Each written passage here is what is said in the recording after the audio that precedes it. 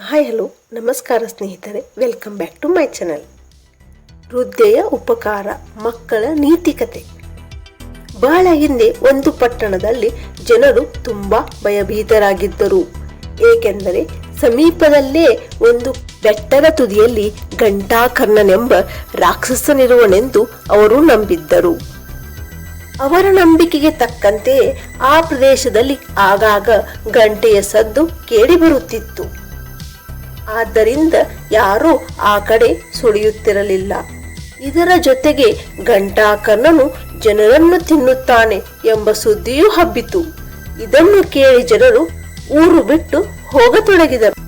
ಇದರಿಂದ ರಾಜನಿಗೆ ತುಂಬಾ ಚಿಂತೆಯಾಯಿತು. ಯಾರಾದರೂ ಘಂಟಾಕರ್ಣನ ಕಾಟವನ್ನು ತಪ್ಪಿಸಿದರೆ ಅವರಿಗೆ ಹೇರಳವಾದ ಸಂಪತ್ತನ್ನು ಕೊಡುವುದಾಗಿ ಅರಸ ಡಂಗುರ ಸಾರಿಸಿದನು. ಆದರೆ ಯಾರೂ ಈ ಸಾಹಸಕ್ಕೆ ಕೈ ಹಾಕಲಿಲ್ಲ. ಕೊನೆಗೆ ಒಬ್ಬಳು ವೃದ್ಧೆಗೆ ಡಂಗುರದ ಸುದ್ದಿ ತಿಳಿಯಿತು. ಅವಳು ಜನರ ಮಾತನ್ನು ನಂಬಲಿಲ್ಲ. ತನ್ನ ದೈವವನ್ನು ಪರೀಕ್ಷಿಸಬೇಕೆಂದು ಅವಳು ಧೈರ್ಯದಿಂದ ಕಾಡಿಗೆ ಹೊರಟಳು. ಬಹಳ ದೂರ ಕಾಡಿನೊಳಗೆ ನಡೆದಾಗ ದೂರದಲ್ಲಿದ್ದ ಮರದ ಮೇಲಿನ ಮಂಗಗಳು ಗಂಟೆಯನ್ನು ಬಾರಿಸುತ್ತಿರುವುದು ಅವಳ ಕಣ್ಣಿಗೆ ಬಿತ್ತು.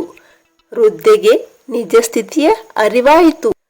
ಕೂಡಲೇ ವೃದ್ಧೆಯು ರಾಜನ ಬಳಿಗೆ ಬಂದು ಘಂಟಾಕರ್ಣನ ಕಾಟವನ್ನು ನಾನು ತಪ್ಪಿಸುತ್ತೇನೆ ಎಂದು ಹೇಳಿದಳು.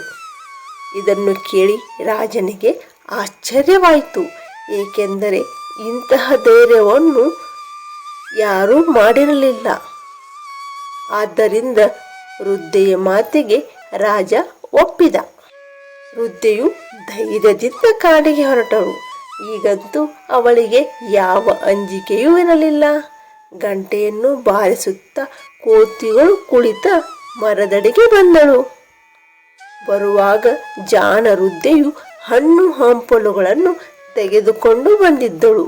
ಅವುಗಳನ್ನು ನೆಲದ ಮೇಲೆ ಇಟ್ಟಳು. ಹಣ್ಣು ಹಂಪಲುಗಳನ್ನು ನೋಡಿದ ಕಪಿಗಳು ಗಂಟೆಯನ್ನು ಎಸೆದು ಹಣ್ಣನ್ನು ತಿನ್ನಲೆಂದು ಕೆಳಗೆ ಬಂದವು. ವೃದ್ಧೆಯು ಗಂಟೆಯನ್ನು ಅಲ್ಲಿಂದ ತೆಗೆದುಕೊಂಡಳು. ಅಂದಿನಿಂದ ಮುಂದೆಂದೂ ಗಂಟೆಯ ಸದ್ದು ಯಾರಿಗೂ ಕೇಳಿಸಲಿಲ್ಲ. ಅರಸನು ಸಂತುಷ್ಟನಾದನು.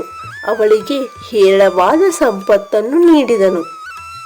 ಪ್ರಜೆಗಳು ವೃದ್ಧೆಯ ಉಪಕಾರವನ್ನು ನೆನೆಯುತ್ತಾ ನೆಮ್ಮದಿಯಿಂದ ಜೀವನ ನಡೆಸಿದ. ಮಕ್ಕಳೇ, ಈ ಕಥೆಯ ನೀತಿ ಇಷ್ಟೇ. ಯಾವುದೇ ಆಗಲಿ ಅದನ್ನು ಸಂಪೂರ್ಣವಾಗಿ ವಿಚಾರ ಮಾಡಿ ನಂಬಬೇಕು. ಈ ಕಥೆಯು ನಿಮಗೆ ಇಷ್ಟವಾದಲ್ಲಿ ಮಾತ್ರ ಒಂದು ಲೈಕ್ ಮಾಡಿ. ಮರೆಯದೇ ನಮ್ಮ ಚಾನಲನ್ನು ಸಬ್ಸ್ಕ್ರೈಬ್ ಮಾಡಿ. ಕೇಳಿದ್ದಕ್ಕಾಗಿ ಧನ್ಯವಾದಗಳು.